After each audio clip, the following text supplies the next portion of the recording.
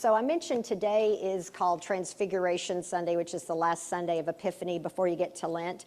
And the Sunday, the scripture is always the same in the gospel. It's Jesus goes up onto a mountain, Moses and Elijah kind of appear with him, and then he's transformed and he begins to kind of glow. And before this, he's been talking about how he has to sacrifice and die and give up his life.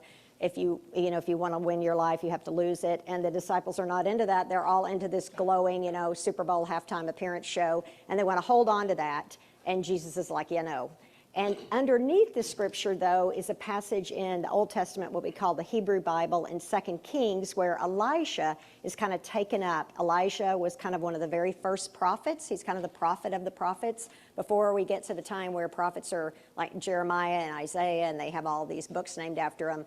And Elijah is about to be taken up into heaven also. He's going to be taken up in a chariot.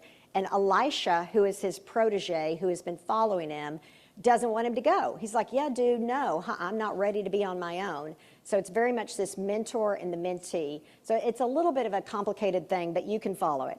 Now, when the Lord was about to take Elijah up to heaven by a whirlwind, Elijah and Elisha were on their way from Gilgal. And Elijah said to Elisha, stay here, for the Lord has sent me as far as Bethel.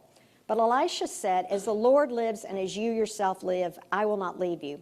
So they went down to Bethel, and the company of prophets who were in Bethel came out to Elisha and said to him, do you not know that today the Lord will take your master away from you? And he said, yes, I know, keep silent. Then the same thing is repeated again. Elisha now says, the Lord has sent me to Jericho, you've got to stay here. And Elisha says, as the Lord lives, as you yourself live, I will not leave you. And then the prophets come out and say, he's about to leave you, and he tells them to shut up and be quiet. Then Elijah said to him again the third time, stay here, for the Lord has sent me to the Jordan. But Elisha says, as the Lord lives and as you yourself live, I will not leave you. So the two of them went on. 50 men of the company of prophets also went and stood at some distance from them. As they both were standing by the Jordan, Elijah took his mantle and rolled it up and struck the water. And the water was parted to one side and to the other until the two of them crossed on dry ground. When they had crossed, Elijah said to Elisha, tell me what I may do for you before I'm taken from you. And Elisha said, please let me inherit a double share of your spirit. And Elijah responded, you have asked a hard thing. Yet, if you see me as I am being taken from you, it will be granted you. If not, it will not.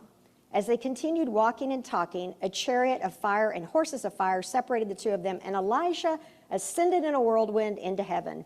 Elisha kept watching and crying out, Father, Father, the chariots of Israel and its horsemen. But when he could no longer see him, he grasped his own clothes and tore them into pieces. And then he goes on and he picks up the mantle of Elijah, and he goes on and he carries on Elijah's work as a prophet.